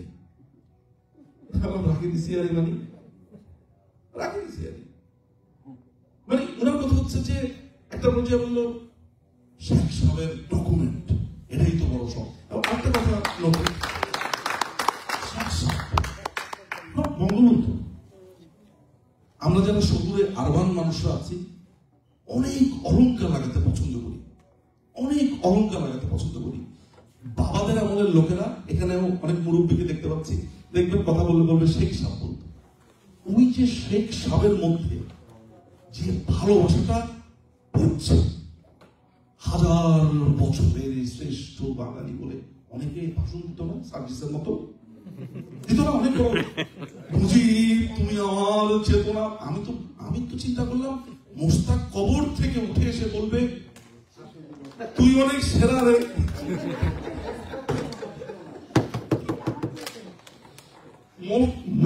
আমার ধারণা মোস্তাক কবর থেকে বলছে বাবারে আরেকটু চালা, তাহলে সবাই বলবে গালি দিবে সার্জিস নামে। আমি তো এই ছেলের ভাষণ অনেকবার দেখেছি, আমি তার বডি ল্যাঙ্গুয়েজ দেখেছি, তার চেষ্টা দেখেছি, কাঁপছে বসে আবেগে। কে জানতো এই আবেগের পেছনে একটা খন্দকার মোস্তাক ঘুমাতো? শফিউল্লাহ সাহেবের বই পড়েছি, বঙ্গবন্ধুর বাবা যখন মারা যান, বলে যে একটা পর্যায়ে আমি ভেবেছিলাম যে মোস্তাকের বাবা মারা গেছে, মানে মোস্তাক এমন কান্না কেঁদেছে, মোস্তাকের বাবা বেড়েছে, বঙ্গবন্ধু নাকি ভুলে গেছে কার বাবা বলেছে। এই অনেকগুলো মিথ প্রচলিত আছে, বাট এই মিথের কথাটা আব্দুল গাফফার চৌধুরীও লিখেছেন, এল খতিব হু কিল্ড মুজিব এই বইটা তো লিখেছেন, আবার শফিউল্লাহ সাহেব তার 15 অগাস্টে লিখেছেন। সো আমার কাছে যে জায়গাটাতে মনে হয় যে এইখানে আপনারা যারা আছেন, আমি তো এই পৃথিবীর বিভিন্ন দেশে যাচ্ছি ঘুরছি, আমার কোনো সংসার নাই, আমার ছেলে মেয়ে, আমার মেয়ে কোন ক্লাসে পড়ে এটা সেদিন জিজ্ঞেস আছে, ও যেন কোন ক্লাসে পড়ে সেদিন জানতে পারলাম ও 1-এ উঠেছে। না আমার এটা অনেক অপমানের ব্যাপার, কষ্টেরও ব্যাপার, কিন্তু আসলেই আমি ভুলে গেছি। এটা মানে এই না যে অনেক জায়গাতে দৌড়াচ্ছে, এটা বলতে চাই মানুষ তো ক্লান্ত হয়। এই নিরন্তর যে ছুটে চলাটা কেন? ছুটে চলাটা হচ্ছে আমার জীবনের একমাত্র পাথেয় হচ্ছে, ধরেন আমি এই আপনাদের এই মানুষের সমুদ্রের মধ্যে আমি আপনাদের সাথে একজন। আমি চাই কি এই যে দিনের পর দিন, আজকে ওয়াশিংটন, কালকে নিউ ইয়র্ক, পরশুদিন প্যারিস, ফ্রান্স, জেনেভা যাচ্ছি, কেন যাচ্ছি জানেন? এই যে আপনার সামনে বসে আছেন, চোখ দিয়ে আমাকে দেখছেন, আমি না আপনাদেরকে একটু গ্র্যাব করতে চাই। আমার কাছে মনে হয় আপনারা এক একজন এক একটা বিবিসি বা সিএনএন, এরকম ক্ষমতা আপনাদের আছে। যদি একবার আপনাদের ভেতর থেকে ওই ক্ষমতাটা আমি আবিষ্কার করতে পারি, আমি ইজিলি এখান থেকে একজনকে চেরি পিক করতে পারি এবং আপনাদেরকে দেখা দিতে পারি আমার কথাটা সত্য। কয়েকটা প্রশ্ন করবো, আপনি লিখতে পারেন, বলতে পারেন, কানে শুনতে পারেন, সব যদি উত্তর ইয়েস হয় তাহলে সে নিজেই একটা চ্যানেল। এই যে এই মানুষটি বলছে যে আমার কোটি কোটি মানুষের কাছে আমি পৌঁছেছি, আমাদের শেখ সাহেব বলেছে আমাদের দস্তগীর ভাই, সিদ্দিক ভাই, আমাদের মুরব্বী মানুষ, ওনার এইজ আর আমার এই চিন্তা করেন, এই এইজে কি করছেন? সেদিন দেখলাম নিউ ইয়র্কে 5 ঘন্টা ড্রাইভ করে ভাবিকে নিয়ে গেলে সাহায্য। খালি কল্পনা করেন না, আমার এই আর ওনার এই চিন্তাগুলো আমি ভাবি কেমনি কি। সো আমার কাছে মনে হয়, যেমন ধরেন আমরা একটা প্রোডাক্টিভ আলোচনা হওয়া প্রয়োজন, সেটা হচ্ছে আপনারা এখানে যারা আছেন, এখানে সাইফুল ভাই তো বললেন, তারপরে দীপু ভাই বললেন যে এই জায়গাটা একটা সত্যিকার ছিল, ষড়যন্ত্রের একটা মধ্যমণি জায়গা ছিল। এখন এই স্পার্কটা আপনারা ছড়িয়ে দেন, যেমন আপনাদের ঘরের সাথেই হচ্ছে হোয়াইট হাউস। গতকালকে আমি আর বাকি ভাই আলোচনা করছিলাম, এখানে 634 জন কংগ্রেসম্যান, সিনেটর। আচ্ছা, এখনো পর্যন্ত এই 634 জনকে সম্মিলিত ভাবে আপনারা কেউ ইমেল করেছেন? এই রুমে কজন আছে? ধরা যাক 40-45 জন বা 50 জন, তাই তো? ভাবেন, একবার খালি ভাবেন, 50টা মানুষ, কি নাম যেন, ওয়ার্নার মনে হয় এই এলাকা, তাই না? একটা খালি কল্পনা করেন, সকালবেলায় ভদ্রলোক ঘুমোতে ঘুরে দেখলো এর কাছে 60টা ইমেল আসছে। 60টা ইমেল গেছে বাংলাদেশের পরিস্থিতি নিয়ে, তুমি কিছু বলো। এই লোক যদি একেবারে পাষাণজলিত না হয়, ও তার ওয়াইফের সাথেও তো গিয়ে বলবে যে এই আমাদের তো ভাই কিছু করার নাই, যাকে বলি ভাই সব তো নিয়ে গেছে, টাকা নাই, আমি না ওইভাবে টাকা খুঁজতে পারবো না, টাকা দেন ফান্ড দেন, টাকা দেন ফান্ড দেন, নো, আমার পক্ষে সম্ভব না, আপনার পক্ষেও সম্ভব না। আপনি তো চাচ্ছেন না যে গিয়া টাকা খুঁজবেন। Then what you can do, chat GPT আছে, বাংলাতে গিয়া পরিস্থিতি লিখবেন, চ্যাট জিপিটিকে বাংলাতে লিখবেন। যদি বাংলাতে লিখতে না পারে, ইংরেজিতে লিখতে না পারে, তাহলে মুখে বলবেন, অডিও আছে। কিভাবে বলবেন? একটা ডেমো দেই আপনাকে। ধরা যাক মুক্তিযোদ্ধাদেরকে ধরে নিয়ে গেছে, বাংলাদেশে যারা লিবারেশন ওয়ার ফাইট করেছে তারা একটি সেমিনার ডেকেছিল। ইউনূস সরকারের লোকজন শুধু সেই সেমিনারের জন্য 10 জন লোককে গ্রেফতার করেছে। এই দেশে বাক স্বাধীনতা নাই। মিস্টার ওয়ার্নার, তুমি কি একটু এই ব্যাপারটাকে অ্যাড্রেস করবে? এই কথাটা যদি বলেন, চ্যাট জিপিটি আপনার জন্য ইংরেজিতে ডিয়ার স্যার লেখা পুরো সাজা দিবে। এবার এটা একটু কপি পেস্ট করেন। কপি পেস্টও যদি না করতে পারেন, তাহলে ইউটিউবে গিয়ে বলেন আমি কপি আর পেস্ট কেমনে করবো। তারপর আপনার একটা ইমেল খোলেন বা ইমেল যদি থাকে ওটা পাঠা দেন। বলতে তো পারবেন উত্তর প্রজন্মকে, একটা ইমেল করছিলাম। আমি এখন যা বলছি এটা যদি এই প্রোগ্রামের পরে আড্ডার ফাঁকে আপনারা ভুলে যান, তাহলে আমাদের জয়টা দেরি হবে। কিন্তু জয়ী আমরা হব, জয়ী আমরা হব, এইটা নিয়ে কোন রকমের আমার অন্তত পক্ষে কোন রকমের নাই। বিশ্বাস করেন আমি কত মানুষকে শামীম ভাইয়ের কথা কত জায়গাতে বলেছি জানেন? ওই গত বছর শামীম ভাইয়ের ওই টোন আমি এখনো পর্যন্ত বলতে পারি। A true army soldier, a true army soldier. কেন কষ্ট পেয়েছেন? কেন কষ্ট পেয়েছেন? উনি লেগে থাকতে পারতেন ঠিক আছে আমার এটা করেছে না, সেটা নীতি থেকে বিচ্যুত হয়নি। আমি যেই আওয়ামী লীগকে বিশ্বাস করেছিলাম এটা সে করতে পারে না, বাট এই মানুষটাকে এখনো এখানে বসে আছে না কেন জানেন? তার তো সন্তান আসলে। আমি আমেরিকাতে এসে বুঝতে পেরেছি এখানে 4টা গ্রুপ আছে। আমি প্রথমে ধরতে পারিনি, পরে আমি বুঝলাম এখানে 4টা গ্রুপ। আরেকটু খুঁজলে 10টা গ্রুপ পাবো। যেখানেই যাই, প্যারিসে গেছি গিয়ে দেখলাম 2টা গ্রুপ, জেনেভা যেখানে গেছি 2টা 3টা 4টা 5টা 6টা গ্রুপ। আমি না এগুলো শুনতেও চাই না, বুঝতেও চাই না। আমার একটাই কথা, গ্রুপ 100টা হোক তাতে কিছুই আসে যায় না। কথা হচ্ছে আমার সন্তান নদীতে ডুবে যাচ্ছে, বাঁচাবেন নাকি বাঁচাবেন না? আপনি সিদ্দিক সাহেবের গ্রুপের লোক আর অমুক সাহেব বিসিডি গ্রুপের লোক, দুইজনের কপালে মৃত্যু আছে। প্রতিপক্ষ এইটা বলবে না যে আপনারা তো 2 গ্রুপ, ঠিক আছে একজনকে মারি আরেকজনকে মারি না। মারবে দুজনকে, দুজন একই যাত্রাতে আছেন। তার মানে হচ্ছে আমার সন্তান ডুবে যাচ্ছে, আমরা না মারামারি করবো, অনেক মারামারি করবো। সিদ্দিক গ্রুপের সাথে এবিসিডি গ্রুপের মারামারি, XYZ এর সাথে LMF গ্রুপের মারামারি, অনেক কিছু করবো। আর শুধু এই মুহূর্তটাতে একটু হাতে হাত ধরে আমরা শুধু বলি লেটস গো।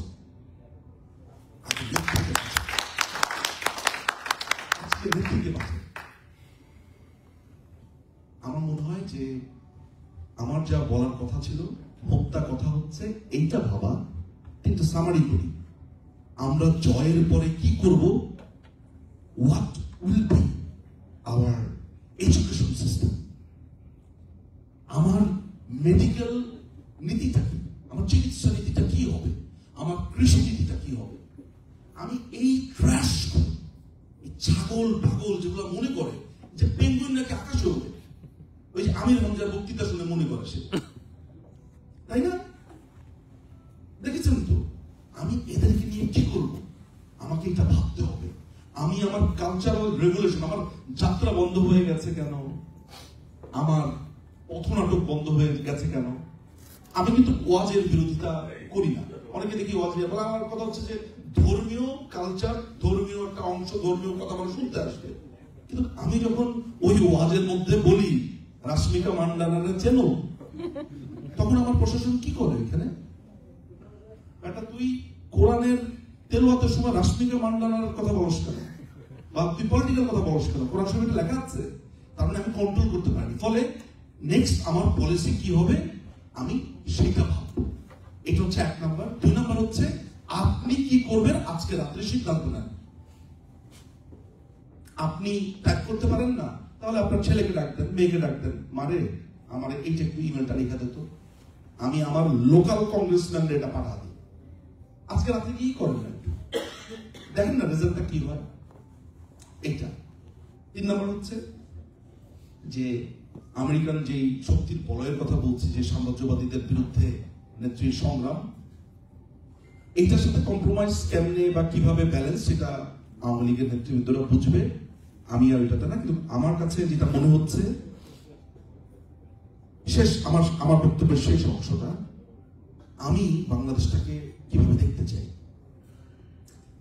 ডিজিটাল বাংলাদেশ হয়েছে, আমাদের ডিজিটাল বাংলাদেশের করে পাড়া দিয়ে আমাদেরকেই কাবু করার চেষ্টা করেছে।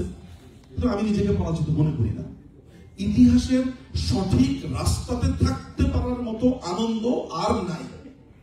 আমি শুধু বিশ্বাস না, আমি জানি আমি ইতিহাসের সঠিক দলটাকে চুজ করেছি। আমি বাংলাদেশ আওয়ামী লীগকে চুজ করেছি শুধু বংশানুক্রমিক ভাবে না, আমি পড়াশোনা করে চুজ করেছি। দিস ইজ মাই দল। This is my thing, this is my ideology. এই বাংলাদেশটাকে এখন দেখতে চাই ম্যাজিক্যাল বাংলাদেশ। আমরা বাংলাদেশের মানুষকে ভবিষ্যতে একটা ট্রু সেন্স অফ কান্ট্রি দিতে চাই। একজন কৃষক সে ফসল ফলাবে, আমি এই দেশে তাকে ভিআইপি করতে চাই। মধ্যপ্রাচ্যে যে মানুষটা লাঠি উষ্টা খেয়ে বাথরুম পরিষ্কার করছে, ও আমার দেশের ভিআইপি হবে। ও ঢুকবে ভিআইপি গেট দিয়ে, ওকে আমি সর্বোচ্চ সম্মান দিতে চাই। আমি এই সেন্স দিতে চাই যে আপনিও পার্লামেন্টে যেতে পারেন একজন কৃষক, একজন যিনি রিক্সা চালান। ওই মামা যাবি না, এই কালচারটা তৈরি করতে চাই। চাচা যাবেন, অর্থাৎ রেসপেক্টের কালচার। এই রেসপেক্ট উঠে গেছে বলে এই বেয়াদব গুলোকে আপনি এরকম দেখছেন। আমার বাবা বলতেন, হিডাই কত মানুষ করলাম। আপনার দোষকের নিচে 4-5টা বেদ থাকতো আমাদের জন্য, তখন মনে করতাম কি ভয়ঙ্কর লোকটা। এখন বুঝতাম শাসন জরুরি ছিল। আমাদের সময় এক ধরনের কালচার ছিল, এই শাসন উঠে গেছে, বেয়াদব হয়েছে এক একটা। আমার মনে হয় সামনের ম্যাজিক্যাল আওয়ামী লীগটা হবে শোষিতের আওয়ামী লীগ, এই বুর্জোয়া ক্যাপিটালিস্ট। বাংলাদেশ আওয়ামী লীগ তো ভাই একটা ব্যবসা প্রতিষ্ঠান না। আসলাম, একটা ব্যাংক বানাইলাম, টাকা পয়সা নিলাম, আসলাম, আমার 50টা বাড়ি করলাম। ভবিষ্যতের আওয়ামী লীগটা যাতে হয় তৃণমূলকে প্রতিটা মুহূর্তে ভালোবাসবে। এই তৃণমূল যারা আছে, আজকে সাইফুল ভাই বাসা থেকে বের হওয়ার পরে যুবলীগের ভাই আমাকে বলছেন যে ভাই দলটার জন্য তো সব হারাইলাম। লোকটা যশোরে গিয়ে ট্রাই করেছে, টাকা দেখলাম কি আরাম মায়ের সবকিছু ফেলে যশোরে গিয়ে চেষ্টা করেছে, নানান ভাবে কর্নাট করেছে। নিশ্চিত এখানে অনেকের ইতিহাসটা এমন। আমেরিকা থেকে আইসেন, রিমিয়া বাগ আমাকে বলতেছিল যে আপনি তো দেখি উইরা ইসা জুড়া বসছেন। রিমিয়া বাগ আনসার দিয়েছে, আমেরিকা থেকে তো ফ্লাইট উড়েই আসতে হবে, তাই না? উড়েই তো আসতে হবে। অর্থাৎ কেউ একটা ফ্লরিশ করার চেষ্টা করলে ও কিন্তু আগে বিএনপি করতো, জামাত করতো। এই মুহূর্তে যারা ফাইট দিচ্ছে, আমরা যেন ভুলে না যাই এই ম্যাজিক্যাল আওয়ামী লীগ করার রাস্তাতে আমার মনে হয় আমাদের চিন্তা ভাবনা করা দরকার। এবং আপনারা আপনাদের এই শক্তির কথাটা আপনার আন্দাজ করেন, আপনারা কি করবেন। ওই যে ওই ভাই কি চমৎকার ইংরেজিতে বক্তৃতা দিয়ে গেলেন। আমি নিশ্চিত যে আপনি আগামী 15 দিনে 50টা ইমেল পাঠাবেন। আপনি ইংরেজিতে কথা বলতে পারেন, তাহলে ইংরেজিতে ব্লগ বানান না কেন? কে শুনবে না? আমরা সবাই শুনবো। আপনার কথা আজকে একজন শুনবে। আপনার ভিউ একটা হবে, একটা ভিউ হলে একটা ভিউ হবে। But you have to do your duty. আপনি ইংরেজিতে কথা বলেন, ইংরেজিতে ব্লগ বানাবেন, তাহলে আপনার কথা শুনবে বিদেশিরা। সো আমি আর অনেক কথা বলে ফেলেছি। এখানে যারা আমার মুরব্বী, বাবা, চাচা, আমার বন্ধু, সমবয়স সবার কাছে আমি যদি কোনো ঔদ্ধত্য দেখিয়ে থাকি ক্ষমা করবেন। আমার একটাই কথা, আমি আমার ফ্যামিলি থেকে বিদায়ও নিয়েছি এইভাবে। আমার ওয়াইফকেও আমি বলেছি পরিষ্কারভাবে, নেত্রীকে ফেরত আনা পর্যন্ত আমাকে ভুলে যাও যে আমি আছি। সবসময় আমাকে বলেছে যে তোমাকে আমি লিখতে দিয়েছি, তুমি লেখো, আমি এগুলোতে ঝামেলা করি না। বাট এক সময় বলতো যে এক্সেস করো না, এখন বলে যে ঠিক আছে ছেড়ে দিলাম না। এখন সে দেখতে পেয়েছে কোনোদিন কোনো পলিটিক্যাল পোস্ট তাকে দিতে দেখিনি। 32 নম্বর ভাঙার দিয়ে সে পোস্ট দিয়েছে, প্রতিশোধ নেব, প্রতিশোধ নেব। তার মানে আমাদের প্রত্যেকের যে সম্মিলিত ক্ষোভ, যে মানুষটা পলিটিক্স নিয়ে কোনো কথা বলে না, সে বলে প্রতিশোধ নেব। কেন প্রতিশোধ নেবেন আপনি? কারণ কষ্ট পেয়েছে। এই কষ্টটা মাথায় রাখবেন, 32 ভুলে যাবেন না। জয় বাংলা, জয় বঙ্গবন্ধু, বাংলাদেশ। ব্যারিস্টার নিজম মজুমদার, আপনার কাছে দ্য ভয়েসের পক্ষ থেকে আমি দুটি প্রশ্ন করতে চাই, যদি অনুমতি দেন। সভাপতির অনুমতি চাচ্ছি ওনাকে প্রশ্ন করার জন্য। আমি the voice news, Washington base English পত্রিকা, তার সম্পাদক আমি। আমি আপনার কাছে আপনার বক্তৃতা মনোযোগ দিয়ে শুনছিলাম। আপনার বক্তৃতা থেকে আমি 3টি জিস্ট নিজে সংগ্রহ করলাম। প্রথমটা হলো তাত্ত্বিক গুরু আওয়ামী লীগের। এই মুহূর্তে এই কথাটা কিন্তু আপনি শেষ করেননি যে আওয়ামী লীগের তাত্ত্বিক গুরু আছে কিনা।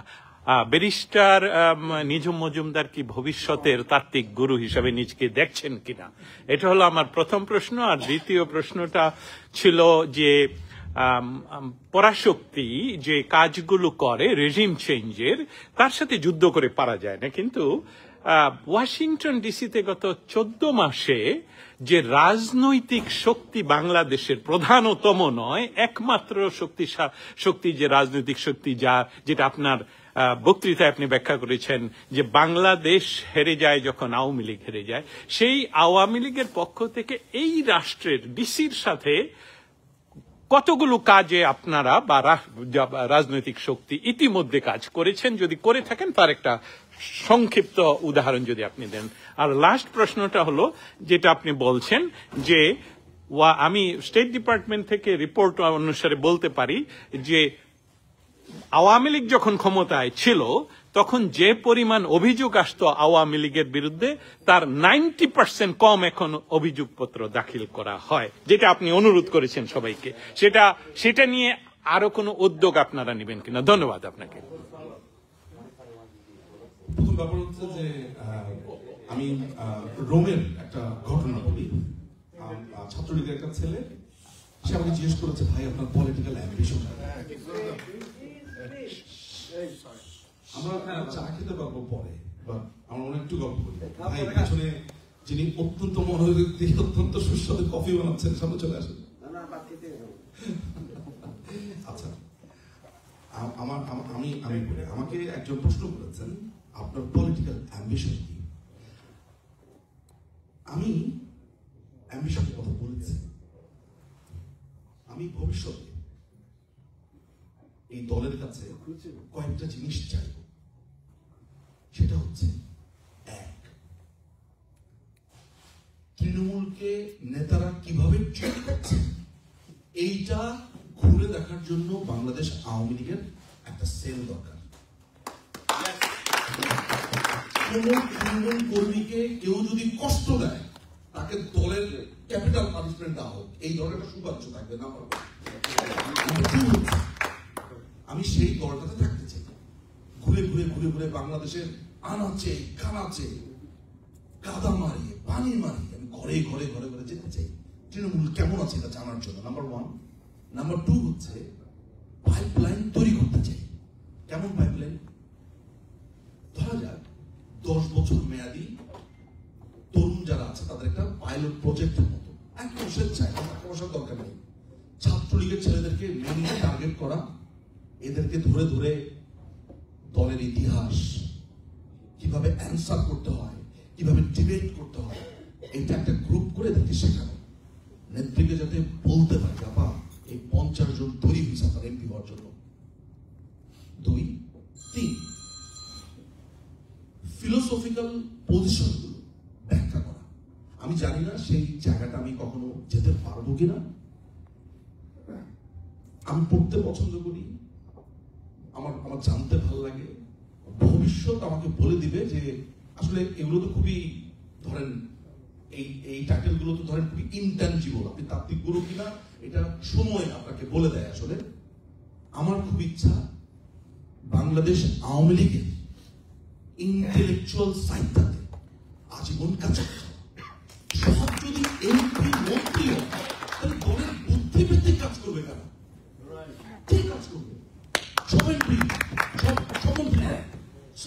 আমার জীবনে খুব শখ, এখন যেমন বুদ্ধিবৃত্তিক চর্চাটা জারি আছে, এটা কন্টিনিউ প্লাস আরো যত ফোর্সে করা যায় এতটুকু করা।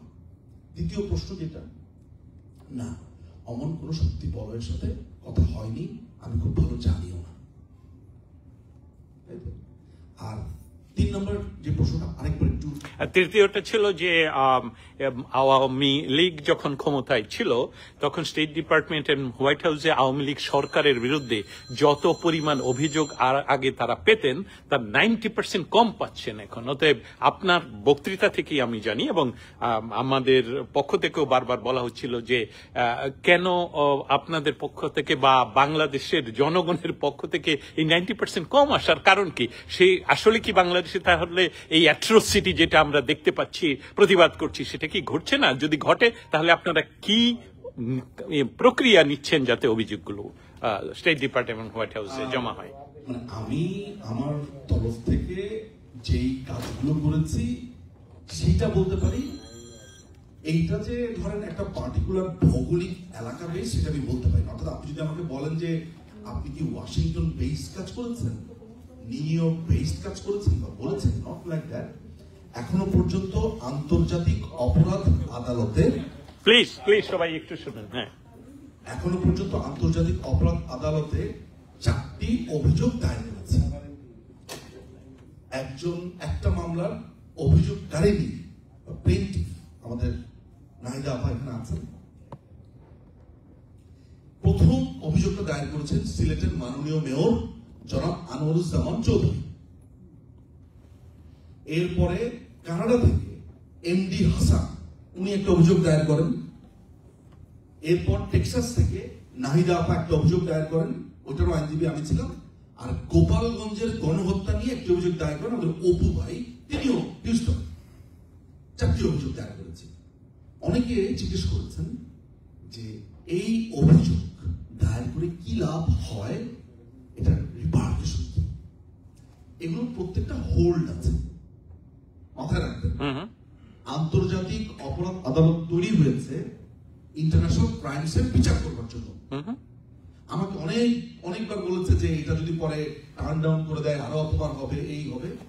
আমি নেত্রীকে এই কথাগুলো বলেছিলাম। তিনি আমাকে পরিষ্কার ভাবে বলেছেন তোমাকে যা করতে বলেছি তা কেন সেটা ব্যাখ্যা একদিন তিনি দিয়েছেন। আমি বলছি আপা একটু সমালোচনার মুখে পড়েছি। তিনি তখন বলেছেন যে আমি যখন আন্তর্জাতিক অপরাধ ট্রাইব্যুনাল বাংলাদেশে করলাম সমস্ত সুযোগ সুবিধা দিয়ে, তখন তো আমাকে বলেছিল যে স্বচ্ছ না, নিরপেক্ষ না, আন্তর্জাতিক না। আজকে আমিও অভিযোগ দিলাম তাদের কাছে, ভবিষ্যতে এই প্রত্যেকটাকে আমি রেফারেন্স হিসেবে বের করবো। এখন তুমি কি করেছো?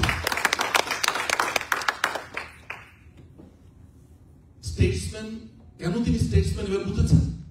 সুদূর পরিকল্পনা। এক্স্যাক্টলি। ফলে ওইভাবে অভিযোগগুলো করেছি। এই যে কিছুদিন আগে আমরা আপনারা নিশ্চয়ই জানবেন যে জাতিসংঘ একটা হিউম্যান রাইটস একটা রিপোর্ট দিয়েছে 114 পাতার।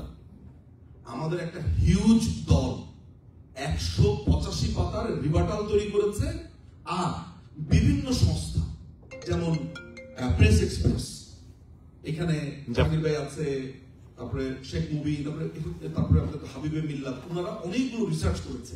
এরকম 305 পাতা ডকুমেন্টেশন জমা দিয়েছি ওই 185 পাতার সাথে, টোটাল 500 পেজ। আমি নাম বলবো না, ওয়াশিংটনেরই এক দাদা ভাই, তিনি আমাদেরকে সাহায্য করবেন 5টা জায়গাতে আমরা পৌঁছাবো, সেটা করার চেষ্টা করছি। আমাদের সবাই হেল্প করছে। সো আজকে অলরেডি আমার কথা হয়ে গেছে। জেনে রাখেন ফিনল্যান্ডে আমি যাচ্ছি 9 তারিখে একটা সভা আছে ওনাদের একজন মন্ত্রীর সাথে। জেনেভাতে একটা সংবাদ সম্মেলন করব, ওইটার অ্যারেঞ্জমেন্টের জন্য কথাবার্তা হয়ে গেছে। ফান্ডিং এর প্রয়োজন, টাকা পয়সা অ্যারেঞ্জ করে দিব। ব্রাসেলসে নিশ্চিত আজকে আমার কাছে টাইম নিয়েছে, আমি বলেছি 8 থেকে 18 তারিখের মধ্যে সংবাদ সম্মেলন। আর ইংল্যান্ডে আমি ফেরার পর সংবাদ সম্মেলন হবে। তাহলে কি হলো, লন্ডনে একটা সংবাদ সম্মেলন হচ্ছে এই রিবাটালটা নিয়ে, জেনেভাতে হবে, ব্রাসেলসে হবে, এই 3টা জায়গাতে নিশ্চিতভাবে হচ্ছে। আমি চেষ্টা করব কলকাতার সাংবাদিকদেরকে নিয়ে সেখানে একটা গ্র্যান্ড প্রোগ্রাম করার জন্য। ওইটা একটা হিউজ বাজ হবে, যেহেতু কলকাতার সাংবাদিকদের সাথে আমার অসম্ভব রকম একটা বন্ধুত্বপূর্ণ সম্পর্ক আছে এবং সবাই হেল্প করতে উদ্গ্রীব, যত মিডিয়া আছে সেখানে একটা বড়সড় প্রোগ্রাম করতে পারবো। সো এই ব্যাপারগুলোতে আপনাদের সাহায্য চাই। কিরকম সাহায্য চাই? ধরা যাক আমি উকিল মানুষ, আমি রিপোর্ট লিখেছি, তো আপনি আপনার ফেসবুক একটু শেয়ার দেন, যেমন একটা রিপোর্ট করা হয়েছে, জাস্ট শেয়ার, 2টা লাইক আপনাকে দিল, তাতে কি আসে যায়? করেছেন তো শেয়ার। এই যে আজকে রাত্রে গিয়ে যদি দেখি একটা গুরুত্বপূর্ণ লেখা, আপনার এখানে সবাই শেয়ার দিয়ে বসে আছেন, দেখেন তো আপনার একটা লাইক দিলে আবার অন্য একজনের পোস্টে এটা দেখা যাবে। So this is how it works. এভাবে আমরা কাজ করছি। Thank you so much, thank you so much. কিন্তু আপনি ভুলে গেছেন যে জানুয়ারিতে ওয়াশিংটন ডিসিতেও আপনি জানুয়ারিতে বেসিক্যালি যেটা হয়েছে যে আগামীকালকে আমাদের একটা মিটিং আছে, ওয়াশিংটনে একটা মিটিং আছে, এক লয়ার, খুব বেশ নাম করা এফিশিয়েন্ট একটা আইনজীবী, কালকে ওনার সাথে একটা মিটিং আছে, ওখানে আমরা একটু বসবো, সেখানে আমাদের কিছু কথাবার্তা আছে এইসব ব্যাপারে। আর জানুয়ারিতে আশা করছি যে আপনারা একটা গ্র্যান্ড প্রোগ্রাম এখানে করতে পারবেন, শুধুমাত্র যাতে সবাই তো এখানে থাকবেনই আমাদের কমিউনিটি, প্লাস হচ্ছে যে বিদেশি সাংবাদিক, মানবাধিকার অ্যাক্টিভিস্ট, লয়ার্স, সবাইকে নিয়ে আমরা একটা গ্র্যান্ড একটা প্রোগ্রাম করতে চাই, সারা পৃথিবীকে জানিয়ে দিতে চাই উই আর নট অ্যালোন।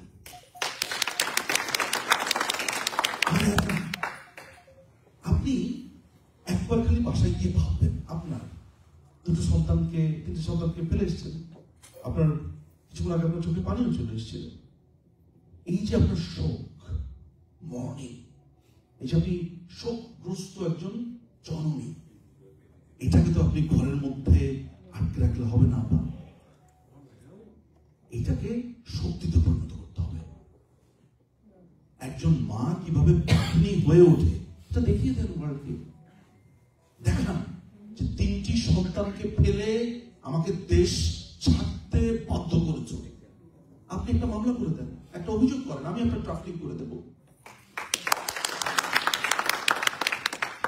তাই তো? আপনার প্রশ্ন আছে? আমি আমাদের যদি একটু অনুমতি দেন, আপনার যে প্রশ্ন করছে আমি একটু অ্যাড করতে চাই। তোমাদের একটা প্রশ্ন, সেটা হলো প্রশ্নটা হলো যখন আমাদের সরকার ছিল, আমাদের অ্যাম্বাসেডার সাহেব তখন স্টেট ডিপার্টমেন্টে আমাদের সরকারের বিরুদ্ধে কমপ্লেন এসেছে। এখন সেই স্টেট ডিপার্টমেন্টে আমাদের পক্ষ থেকে কেন 90% কমছে? আমি উত্তরে আমাদের সময় আমরা যখন সরকার ছিলাম তখন আমরা সরকারে ছিলাম, আর যারা কমপ্লেন করেছেন তারা কিন্তু দেশে খুব শান্তিতে বসবাস করছে, শান্তিতে রাজনীতি করেছে, দেশের যত সুবিধা সব তারা ভোগ করেছে, ঘরে ঘরে আলো দেওয়া হয়েছে, পদ্মা সেতু মতো সেতু বানিয়ে দেওয়া হয়েছে, মেট্রো রেল বানিয়ে দেওয়া হয়েছে। এই আরামের থেকে সুখের থেকে তাদের আর কোনো কাজ ছিল না, তারা কমপ্লেন করে। আমরা কেন কমপ্লেন করতে পারিনি 90%? কারণ আমাদের বেশিরভাগ প্রায় শতাধিক এমপি মন্ত্রী তারা এখন জেলে, লাখো নেতা কর্মী তারা জেলে, আমাদের সিনিয়র নেতারা নেতৃত্ব বলছেন অন্যরা সব দেশের বাইরে অবস্থান করছে। তার জন্য যে কমপ্লেনের কথাটা আমি বলতে, কমপ্লেন কম হওয়ার কারণে, কিন্তু তারপরও কথা থেকে তার যে আমরা কিন্তু পুনরায় কম করিনি। উনি যে কথা করছিলেন যে কংগ্রেসম্যান, সেনেটর, প্রত্যেকের কাছে আমরা এই 5ই আগস্টের পর থেকে যত ঘটনা ঘটেছে সেটা লিখিতভাবে উইথ পিকচার্স এভরিথিং সবার কাছে ইমেলের মাধ্যমে পাঠানো হয়েছে। অনেকে পেয়েছে, শুধু আমি না, তোমাদের সাথে এখানে কি বলে যুক্তরাষ্ট্র কি বলে এটাকে বঙ্গবন্ধু পরিষদ যারা আছে তারা করেছে, এবং আরো অন্য অন্য যারা সবজিগুলো তারা কিন্তু সবাই করেছে যার যার অবস্থান থেকে। আমি কিন্তু যা ট্যাগ করলাম এই কারণেই কম, তার অর্থ এই নয় যে আমরা কিছু করছি না। তার কারণে সত্য কথা একটাই বলতে হবে, এবার এটা আমেরিকান গভর্নমেন্ট কিন্তু এখন অলরেডি কিছু রিয়েলাইজ করেছে যে ডক্টর ইউনূস যা করছে it's not for the people of Bangladesh, he is doing for himself, এবং সেই জিনিসটা আমাদের তুলে ধরতে সেটা আমি তো আসছি, আমি একটু বলছি। লেটস সে করিনি আজকের দিন পর্যন্ত, আমরা এগ্রি করি যে আজকের দিন পর্যন্ত কিছুই করিনি, ঠিক আছে? আমরা অভিযোগ করিনি। এখন কয়টা বাজে? এখন ধরেন 11:15 বাজে, তাই না? নেক্সট 6-7 ঘন্টা ঘুমাবেন, কালকে সকাল থেকে করবো। একজন এখান থেকে দায়িত্ব নেন। আপনার সাথে কথা ছিল নিউ ইয়র্কে, কিরকম যেন আপনার রাতুল ভাই, এরকম ইয়াংস্টার একজনকে চুজ করে। দীপু ভাই আছে এখানে, সাইফুল ভাই আছে, বাকি ভাই সো ইন্টারেস্টেড। কালকে আমরা অনেকক্ষণ গল্প করছি, তার মানে হচ্ছে যে উনি কিছু একটা করতে চান এই লাইনে। 5 জনের একটা টিম বানা ফেলাম, আমার সাথে কন্টিনিউয়াস আমরা কানেকশনে থাকি। আমাদের একটা লিগাল টিম আছে। এই যে এরকম ঝামেলা হচ্ছিল, লিগাল টিম না, এই না সেই না, আমি বলছি ওয়াই এত কমপ্লেন কেন, চল আমরা লিগাল টিম বানাই, সব ব্যারিস্টার এখানে বন্ধু বান্ধব মিলে বানিয়ে ফেলেছি। আমাদের ওই ব্যারিস্টার টিম আন্ডারগ্রাউন্ডে এই যে 500 কথা রিপোর্ট লিখে ফেলেছে। There you go. আপনি আপনাকে যখন টিভিতে ডাক দেয় না, আপনি নিজেই টিভি হয়ে যান। হ্যাঁ, আপনার কমপ্লেন সব আছে। আপনার এখানে কাদের সাথে যে প্রেস এক্সপ্রেসে যে ওনার মাধ্যমে আপনার মুবিন নামে শেখ মুবিনের সাথে যোগাযোগ করেন, আরাফাত ভাইয়ের সাথে পারলে যোগাযোগ করেন। দে আর ওয়ার্কিং টু হার্ড। এবং হাবিবে মিল্লাত ভাই, দস্তগীর ভাই, এই 4টা মানুষের সাথে যোগাযোগ করলে মোটামুটি সব। আর আমার কাছে তো আছেই। একজন আজকে প্রোগ্রামের পরে দায়িত্ব নেন, আমি একটা টিম বানাবো, টিমের নাম দেন কমপ্লেন টিম। আপনাদের কাজ হচ্ছে সারাক্ষণ কমপ্লেন করা। That is important. রাতুল, ঠিক আছে না? You take initiative. So আমার কাছে মনে হয় করি নাই, ঠিক আছে, কালকে সকাল থেকে। That's it. সরি ভাই, একটা প্রশ্ন করছেন একটু? জি ভাই, সান্দ্রবন বাংলাদেশ আওয়ামী লীগের যে ইউটিউব চ্যানেলটা আছে,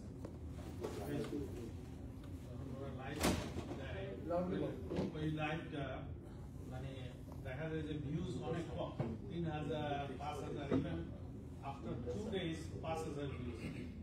কারণ কি, একটা হলো এটা, আর আরেকটা হলো আপনার সোশ্যাল মিডিয়ার যেগুলা ব্লক করে দেওয়া হয়েছিল, এগুলাকে এখন সব আমরা নিজের মন দিয়ে। আর আরেকটা হলো আপনার মাধ্যমে, আপনি তো বিভিন্ন জায়গায় যান, আমরা যারা কোনো কিছু শেয়ার করি, শেয়ার করার আগে নিজে যাতে পুরো ভিডিওটা দেখি, ওইটার মধ্যে অ্যাকচুয়ালি লাস্টে অ্যাট দ্য এন্ড আমাদের ফেভারে আছে নাকি আমাদের বিপক্ষে দেওয়া হয়। অনেক কিছু আমাদের পরিচিত অনেক শেয়ার করে দেয়, কিন্তু পরে দেখা যায় যে ওইটা আমাদের পক্ষে না। আবার অনেকে না বুঝে এআই জেনারেটেড ইয়াগুলোও শেয়ার করে দেয়। মানে আমি অনেক কিছু করছি, আপনি যদি এগুলো করতে থাকেন তাহলে দেখা যাবে ভবিষ্যতে আপনার ট্রাস্ট করবে না, আপনি এগুলো দেখবেন না। আমি আপনার প্রশ্ন পেয়েছি ভাই। আমি একটা প্রশ্ন অনলাইনে আসছে আপনাকে প্রশ্ন করার জন্য, জিজ্ঞেস করতে লাইভ হচ্ছে নাকি? Everything is live. You are on live. আমি পরে শোনাচ্ছি। আমার নাম হচ্ছে জয়তুর্য চৌধুরী। নিজুম ভাইয়ের কাছে আমার প্রশ্ন, জুলাই সন্ত্রাসীরা, রাজাকারের বাচ্চারা, রাষ্ট্রদ্রোহীরা 71 সালের মতো সাধারণ ক্ষমা পেয়ে যাবে? 71 সালে যদি আমরা মাইনর অপরাধী রাজাকারদের ক্ষমা না করতাম, তাহলে বাংলাদেশে এত রাজাকারের জন্ম হতো না, হয়তো 5ই আগস্ট করতো না। এটা আপনাকে প্রশ্ন। জি, আমি এটা প্রশ্ন একটা মতামত, বাট আমি আমার সম্পূর্ণ মতামত দিতে পারি। প্রথমে ভাইয়ের প্রশ্নের জবাব দিচ্ছি। আমার ফেসবুক পেজে 5ই আগস্টের আগে এত বেশি রিপোর্ট করেছে, ধরা যাক যে আমি একটা ছবি আপলোড দিয়েছি, ওদের বুদ্ধিটা বুঝলেন। ওরা করতো কি, ধরা যাক আমার নিজের ছবি আমি আপলোড করেছি, ওয়েবসাইটে একটা পদ্ধতি আছে যে ওল্ড ডেট দিয়ে আপনি আমার ছবিটাই পাবলিশ করতে পারেন। অর্থাৎ আমি যেই ছবিটাই মাত্র তুললাম, ওরা পুরনো একটা ডেট দিয়ে তাদের ওয়েবসাইটে দেয়। ধরা যাক দিল যে 2000 সালে ছবি তুলেছে, ছবিটা তুলেছে আজকে। এইটা বলে ফেসবুকের কাছে গিয়ে কপিরাইট ক্লেম করতো যে এই ছবিটা সে তুলেছে, এই ছবিটা এরকম ভাবে আমাকে প্রায় 23টা স্ট্রাইক দেয়। তখন আমার ফেসবুক যায় বন্ধ হয়ে, আমার একটা প্রোফাইল পুরো হারিয়ে ফেলছে। এরপরে ফেসবুককে নানানভাবে ইমেল করেছি, বলেছি। এখন ফেসবুক এই জায়গাটা একটু বন্ধ করেছে সোফার। রিপোর্ট আমার ফেসবুকের এখনো আপনার আই হ্যাভ সাম ইস্যুস, এটা লেখা আছে। এটার কারণে যেটা হয় যে ভিউজ অনেক সময় হয় না। তবে আমি খুবই লাকি যে এখন প্রচুর মানুষ শুনতে আসে। আমি আপনাদেরকে বলি, দেখি বলতে পারবো আসলে, আমি জাস্ট আপনাদের একটা ধারণা দিই, তাহলে আপনারা একটা আইডিয়া পাবেন।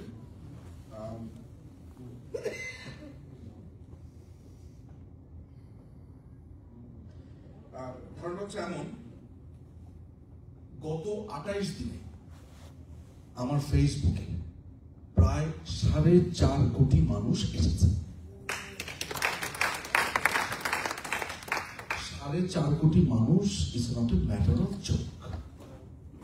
তারা বিভিন্ন বয়সী, এটা ডাটা আছে, এবং 4.5 কোটি মানুষ এসে আমার ফেসবুকের বিভিন্ন পোস্ট দেখেছে।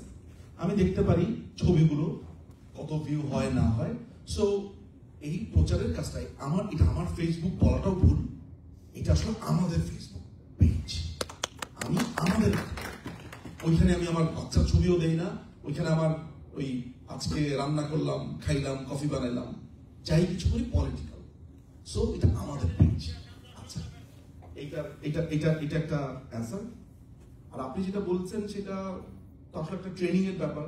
এগুলো আমাদের ট্রেন করবার ব্যাপার, যে কোনটা শেয়ার দিব কোনটা না দিব, ওইটা এই মুহূর্তে ধরেন একটু টাফও বটে।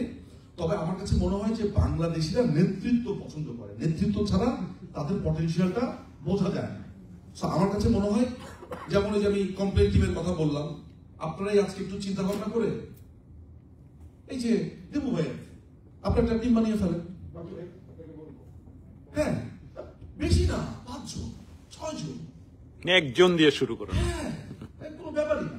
সো আমার কাছে মনে হয় যে এটা পসিবল, এটা একটা ব্যাপার। আর আর কি, বাংলাদেশ আওয়ামী লীগের ইউটিউব, ওটা দেখেন ফেসবুক, দেখেন আমি এক্স্যাক্টলি জানি না, তবে অ্যাডমিনিস্ট্রেটর আছে বা এটা করে বা যেটি হোক না কেন, আমার কথা হচ্ছে যে বাংলাদেশ আওয়ামী লীগের ফেসবুক পেজে প্রচুর ভিউ হচ্ছে, এবং বাংলাদেশ আওয়ামী লীগের পেজে অসাধারণ একটা কাজ এই মুহূর্তে হচ্ছে, অনেকটা টিভি চ্যানেলের মতো পুরো 24 ঘন্টা স্লট ভাগ করা আছে বিভিন্ন অর্গানাইজেশন, মানে বিভিন্ন, যেমন শাহাদাত রাসেল ও একটা শো করছে, প্রাচী আপা শো করছে, দীপান্বিতা মার্টিন করছে, মিল্টন ভাই করছে, প্রত্যেকের 1 ঘন্টার করে স্লট। এরকম যাদেরকে আপনারা দেখেন, আমাদের মাসুদা আপা আলাদা করে ব্লগ বানাচ্ছে, নবনীতা ও বানাচ্ছে। সো এরকম অনেকে যেটা করছে, আপনি তো প্রোগ্রাম করবেন সো আলটিমেটলি যেটা হলো যে আওয়ামী লীগের পেজের এই স্টেপটা অসাধারণ স্টেপ হয়েছে। অনেকের প্রশ্ন থাকে এটা কেন ওইটা কেন, আমি না এই ধরনের মানে জটিল প্রশ্নে আমি ঢুকতে চাই না। আমার কাছে মনে হচ্ছে যে চলতে থাকে, ভালো মন্দ মিলিয়ে সব চলতে থাকে। ইউটিউবের ভিউটার ব্যাপারে হয় কি, এগুলোর জন্য কিছু এক্সপার্ট কাজের প্রয়োজন আছে। আমি এক্স্যাক্টলি জানি না টেকনিক্যাল কোন ইস্যুস আছে কিনা।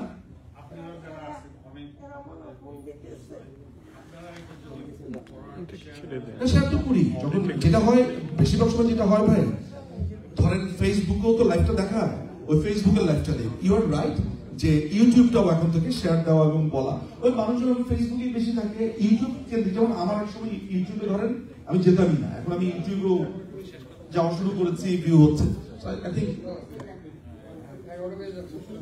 ঠিক আছে, আজকে সময় গেল। আর একটা পরামর্শ যদি সময় দিতেন, এটা একটা সেকেন্ড। দ্যাটস ভেরি ট্রু, আপনি যেটা বলেছেন যে এটা একটা বড় সেটব্যাক ছিল রাষ্ট্রের শুরুর দিকে। আমার কাছে মনে হয় যে বঙ্গবন্ধু ক্ষমা দেখিয়েছেন। হি ওয়াজ এ স্টেটসম্যান। এই রাষ্ট্রটাকে তিনি একসাথে চলতে চেয়েছেন, বাট এই রাজাকারগুলো প্রমাণ করেছে যে শয়তানি থাকে, এই দুষ্ট লোককে কখনো বিশ্বাস করতে নাই। এটা উনি ওনার মহানুভব আচরণ করেছেন, রাজাকাররা তো সেটা করতে পারেনি। হ্যাঁ, ধন্যবাদ। আমার প্রশ্নটা আমার নয়, এটা হচ্ছে আমি যখন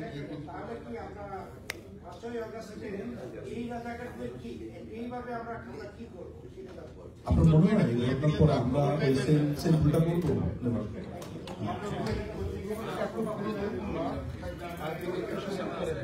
জি জি প্রশ্নটা হচ্ছে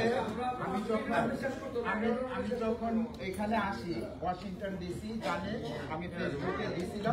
গবেষণা চলে যাবে। হ্যাঁ, তো আমাদের তৃণমূলের যে বাংলাদেশের যারা আছেন অনেকের সাথে আমার কথা হয়, যখন শুনতে পেল যে নিজুম মজুমদার ভাইয়ের প্রোগ্রামে আমি যাচ্ছি, তারা অসংখ্য লোক কান্না করে বলল যে ভাই আমার প্রশংসাবাদ মূল প্রশ্ন।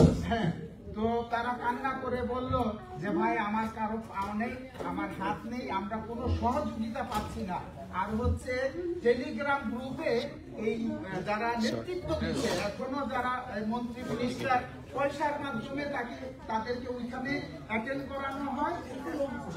এক মিনিট, এটা বাস্তব, যদি আপনার না শুনে তাহলে নেত্রীর কাছে পৌঁছানো যাবে না।